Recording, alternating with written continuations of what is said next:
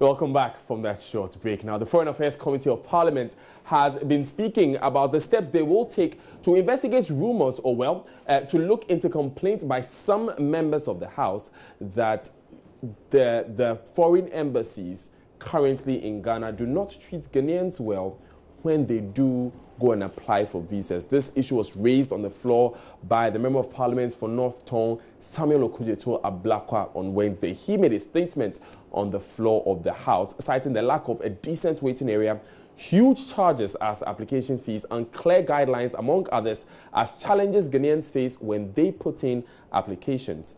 There's more in this report by Joseph Akable, but afterwards we'll be hearing from the Member of Parliament for Okaikoi North, Patrick Yabuama, who would be telling us what the Foreign Affairs Committee will be doing. Let's first of all hear that report from Joseph Akable. Wednesday's parliamentary proceedings was one of those rare moments when MPs on both sides of the House, with one voice, made a demand on the Speaker for his intervention. It all started with a statement made by North Tongue MP on the matter. He bemoaned what he called the humanizing treatment Ghanaians go through when acquiring visas. The sad reality is that in many instances, despite the fact that applicants pay through the nose, the embassies who charge all these extra fees do not keep their side of the bargain, while these vulnerable visa applicants are made to keep paying for the inefficiency and unreliability of the embassies. Parliamentarians on both sides of the House then had their turn to contribute to the statement. They were unanimous in the call for the Speaker's intervention. Minority Leader Haruna Idris, while supporting the call, cautioned MPs not to abuse privilege given them in visa application. Mr. Speaker, I want to applaud him for the able manner in which he has made this statement and to express the sadness that I feel that our fellow Ghanaians are being treated in the manner in which he has outlined in his statement. Mr. Speaker, the statement outlines treatment of fellow Ghanaians that goes to the heart of human dignity. And Mr. Speaker, whether we are dealing with domestic law or international law, the issue of the dignity of the individual is critical. It is equally good and equitable that having paid a non-refundable visa fee, it will be given a modicum of comfort whilst you wait for your turn to be processed.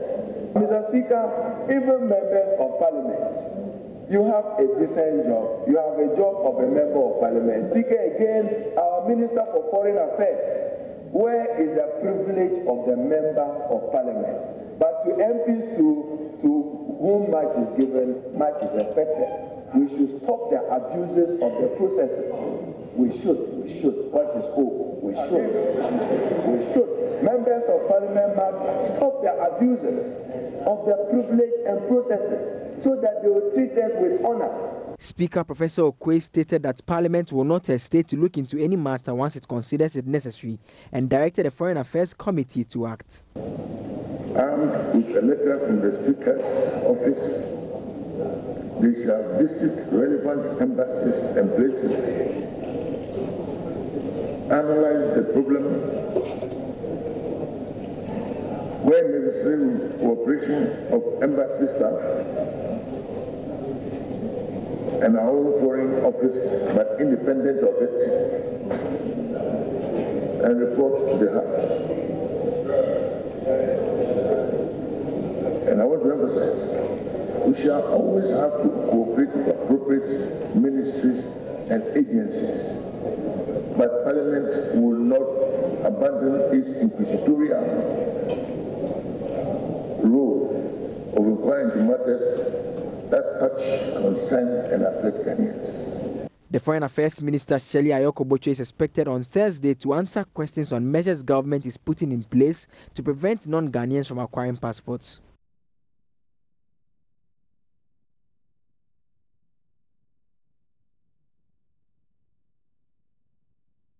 Ghanaians, and I believe you've also encountered that, do go through a lot of hassle for the acquisition of visas at the various embassies.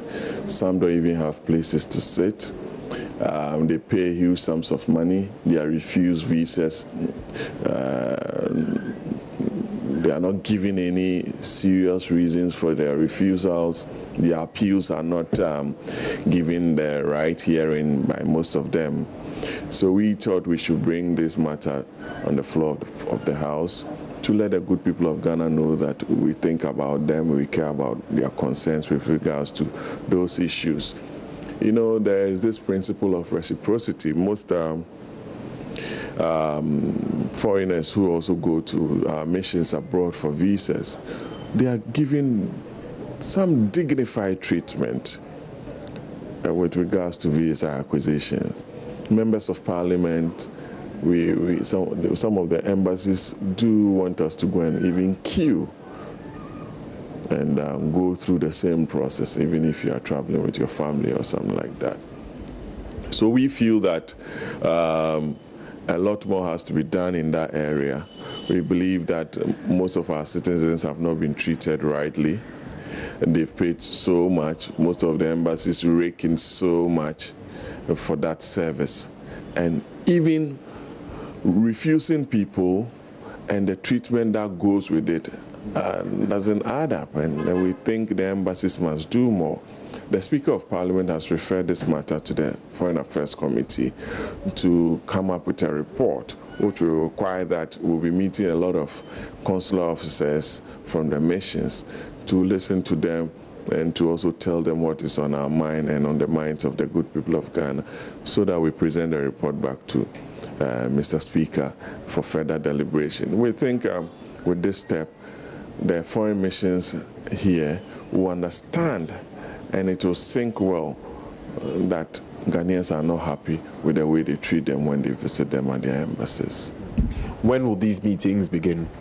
I believe from next week. The referral was made yesterday, so the clerk will put together an agenda and we'll sit and discuss. And we think we'll deal with it expeditiously. And so after the Speaker receives your recommendations after these meetings, what is the expected outcome?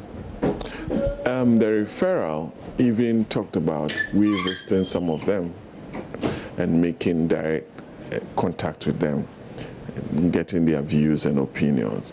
They may also have a case, but we also, during the debate, also asked members, especially members of Parliament and government officials, to be of good behavior, to present the right documents. Citizens applying must also provide the right documentations and not to be misled by any visa contractors and what have you. We discussed in entirety the whole problem, so as not to be seen as bashing the embassies or what have you. So we believe that we'll come up with a clean report. We'll give the good people of Ghana the opportunity to also come and talk to the committee so that we have a clear view of the happenings on the ground.